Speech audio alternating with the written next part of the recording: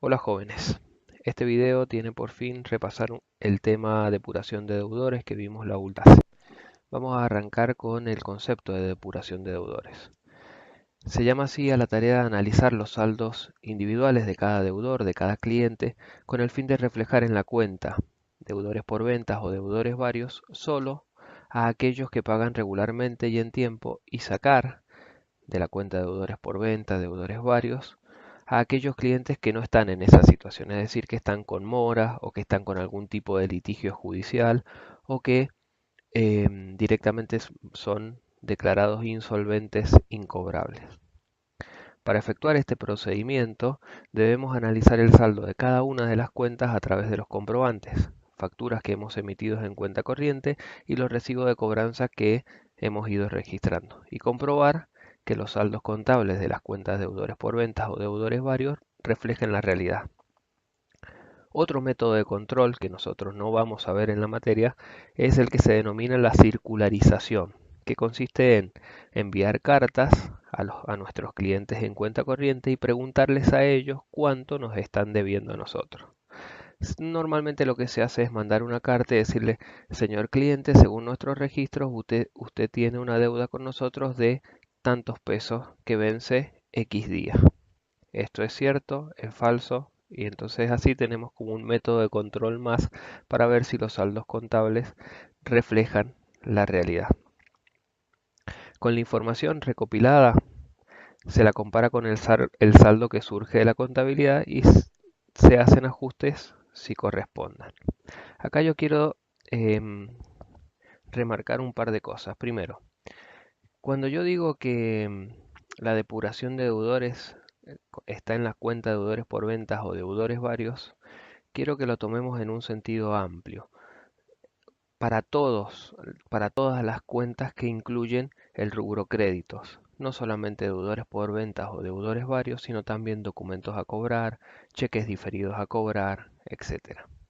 Y lo otro a remarcar es que depuración de deudores es un procedimiento, así como para depurar, por ejemplo, el rubro caja y banco, usamos el arqueo de caja, o para depurar el rubro bienes de cambio, usamos el inventario de mercaderías.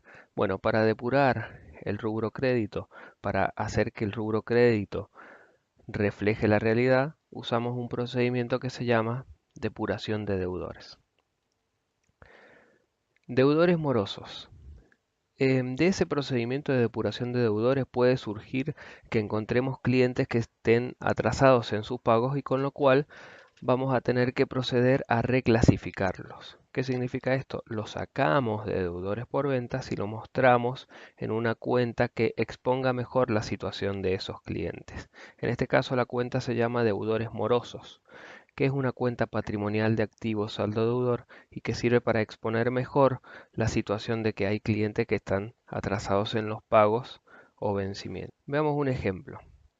Si al 31 de diciembre, fecha en la que yo estoy cerrando ejercicio, la cuenta deudores por ventas tiene un saldo de 10.000 pesos y luego del procedimiento de depuración de deudores detecto que 2.500 de esos 10.000 están atrasados en sus pagos, lo que voy a hacer es acreditar la cuenta deudores por ventas por 2.500 y debitar la cuenta deudores morosos por 2.500. De tal manera que el mayor de la cuenta deudores por ventas ya no me muestre los 10.000, sino que me muestre solamente 7.500, que son aquellos clientes que pagan regularmente y en términos. Nace la cuenta ahí deudores morosos que expone mejor la situación de esos clientes que todavía tengo la opción de recuperarlo, pero que están atrasados en sus pagos. Deudores en gestión judicial. También podemos encontrar de ese procedimiento a clientes deudores que se les haya iniciado juicio para poder cobrar sus deudas. A estos deudores que están en algún tipo de litigio judicial se le denomina deudores en gestión judicial. Y también es una cuenta patrimonial de activo saldo deudor porque todavía tengo la posibilidad de recuperar ese activo, ese dinero que me están adeudando. Está bien, es cierto que previo juicio, pero todavía tengo la posibilidad de recuperar ese crédito. Veamos un ejemplo. Si al 31 de diciembre, otra vez, fecha de cierre del ejercicio, tengo deudores por ventas por un saldo de 80.000 y luego de efectuar el procedimiento detecto que de esos 80.000, 5.500 están en juicio, lo que voy a hacer es acreditar la cuenta de deudores por venta, sacar de deudores por venta 5.500 y exponer la situación de esos clientes que están en gestión judicial, que están con litigio, a través de la cuenta deudores en gestión judicial. Repetimos, es una cuenta patrimonial de activo, saldo deudor. Ahora bien, nosotros acá acreditamos la cuenta deudores por venta, pero lo más bien podríamos haber acreditado, por ejemplo, deudores morosos, si acaso a aquellos clientes a los que yo les estoy iniciando juicio, yo los tenía clasificado como deudores morosos, los voy a sacar de deudores morosos para exponerlo como deudores en gestión judicial. Deudores incobrables. Puede suceder entonces que del procedimiento que hagamos de depuración de deudores, algunos deudores que estén en juicios, que sean incobrables o que sean deudores por venta, yo tome conocimiento de que hay algún tipo de declaración de insolvencia, de que no tiene para pagar su deuda porque se ha declarado en quiebra, o que esté prófugo, o que esté cumpliendo alguna condena. En ese caso tengo que exponer la situación de tal manera que en mis balances quede registrado o quede expuesto la situación de que tengo deudores que en definitiva no voy a poder recuperar esos créditos. La cuenta de deudores incobrables es una cuenta de resultado negativo, resultado de egreso, saldo deudor, porque ya no tengo la posibilidad de recuperar ese crédito de parte de mi cliente. Por ejemplo, si al 31 de diciembre la cuenta de deudores por ventas tiene un saldo de 60.000 y de efectuar el procedimiento detecto que 7.000 son totalmente incobrables porque, por ejemplo, se declararon en quiebra, lo que voy a hacer es sacarlos de deudores por ventas por 7.000 y exponerlo como deudores incobrables por la misma suma, resultado egreso, saldo deudor. Ahora bien, los podemos sacar directamente de deudores por venta o podríamos sacarlos de deudores morosos. O también, por ejemplo, podríamos sacarlos de la cuenta deudores en gestión judicial. Sacarlos de uno o de otro va a depender básicamente de cuál es el tipo de cliente o cómo yo tenía expuesto a ese cliente en mi contabilidad que se está declarando insolvente, que se está declarando incobrable.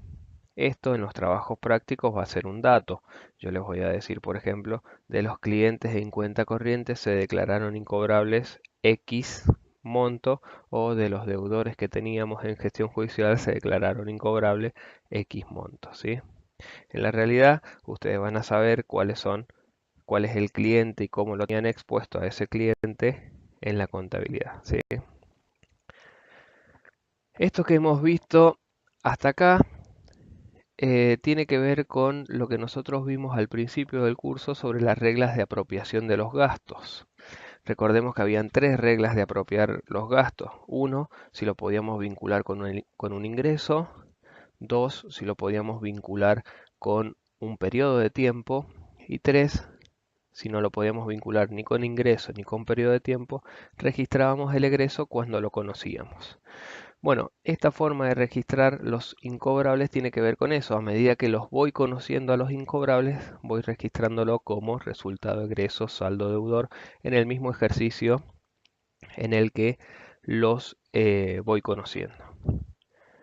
Pero algunas empresas lo que suelen hacer es prever de manera estimativa y de manera anticipada cuántos incobrables se pueden producir en el ejercicio siguiente en función de las ventas a cuenta corriente que se hayan registrado en este ejercicio.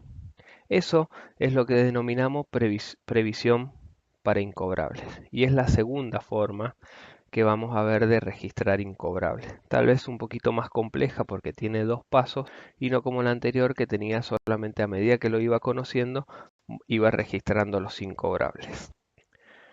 Previsión para incobrables. Debemos distinguir dos momentos acá. Por un lado, la constitución de la previsión, que esto va a ocurrir en el mismo ejercicio en el que ocurrieron las ventas a crédito, las ventas en cuenta corriente. Y por otro lado, uso o recupero de la previsión, que va a ocurrir en el ejercicio siguiente al que se constituyó la previsión. Entonces vamos a empezar primero con la constitución de la previsión. Por ejemplo, al 31 de diciembre del año N, siendo N 2019, 2020, 2021, etc., la empresa cuenta con los siguientes saldos. Deudores por venta, 50.000. Vamos a simplificar por un criterio pedagógico y nos vamos a centrar solo en la cuenta de deudores por ventas. Y supongamos que la empresa, maneja el dato de que históricamente un 10% de las ventas a crédito suelen ser incobrables. Bueno, con esos datos estamos en condiciones de prever que los incobrables podrían llegar a ser 5.000 pesos, es decir, el 10% de esos 50.000 que he vendido van a ser incobrables, porque históricamente la empresa maneja ese dato. En ese caso lo que hacemos es mandamos a pérdida, apropiamos en pérdida 5.000 pesos de deudores incobrables en el año N y constituimos la previsión para usar en el año N más 1, es decir, en el año siguiente, por el mismo monto. La cuenta de deudores incobrables es una cuenta de resultado pérdida, que lo estoy apropiando en ese ejercicio, y la cuenta previsión para incobrables es una cuenta complementaria del activo saldo acreedor, y que también surge de los 5.000 por el 10%. Acá vamos a hacer un paréntesis y vamos a recordar algunas de las cuentas que intervienen en el rubro créditos. Tenemos, por ejemplo, deudores por ventas, deudores varios, cheques diferidos a cobrar, documentos a cobrar, y nace ahora la cuenta previsión para incobrables, que lo que viene a hacer es a regularizar, a ajustar, a corregir el saldo de las cuentas deudores por ventas, deudores varios, cheques diferidos a cobrar, documentos a cobrar. Por eso es una cuenta complementaria del activo saldo acreedor.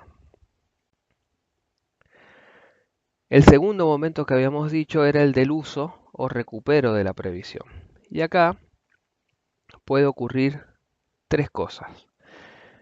El primer escenario que puede ocurrir es que la previsión que hayamos hecho haya sido exacta o justa. Entonces, siguiendo con el ejemplo anterior, nosotros constituimos una previsión por 5.000 y bajo este escenario, al año siguiente los incobrables van a ser efectivamente 5.000, exactamente 5.000, lo mismo que dijimos que iban a ser.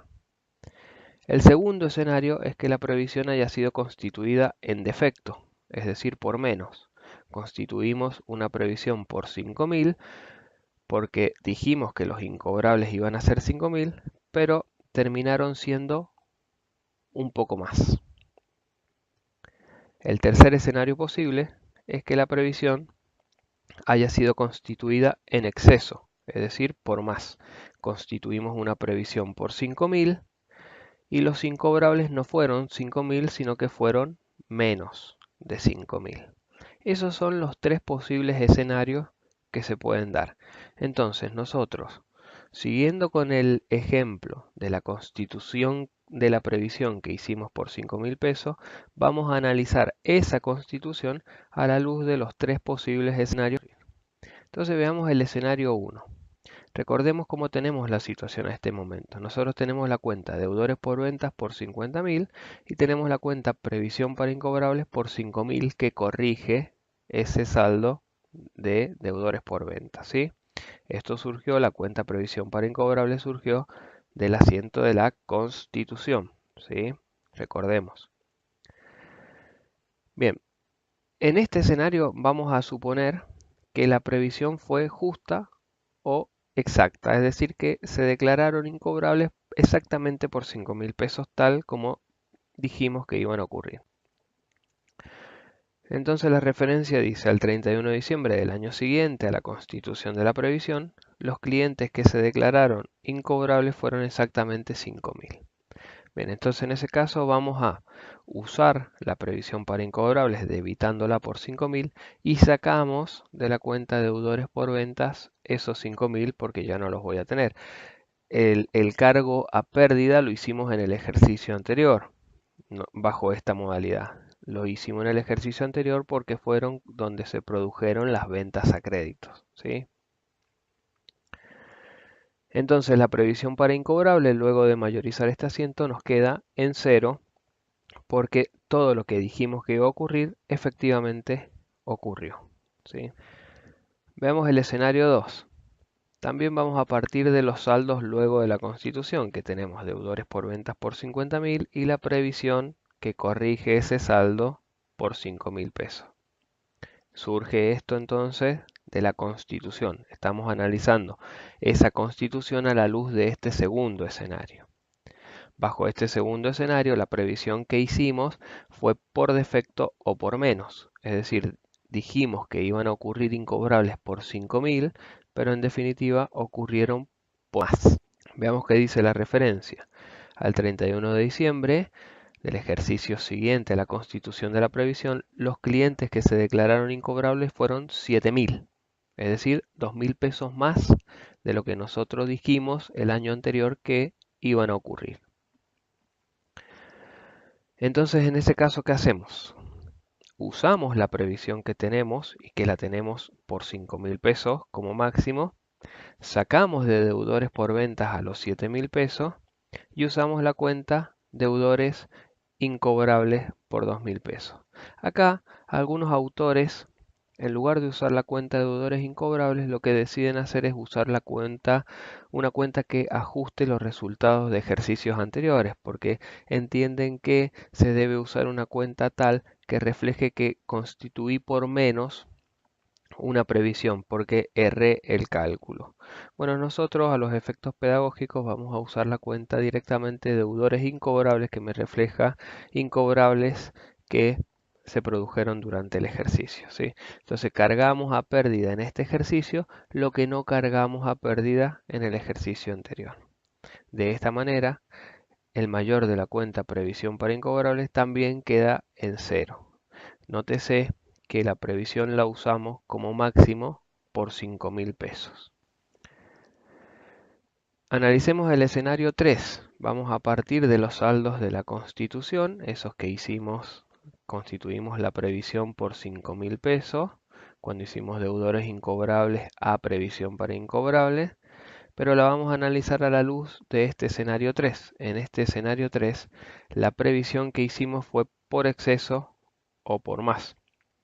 Es decir, que constituimos una previsión por 5.000 pesos, pero los incobrables que se produjeron fueron menos de 5.000 pesos, ¿sí?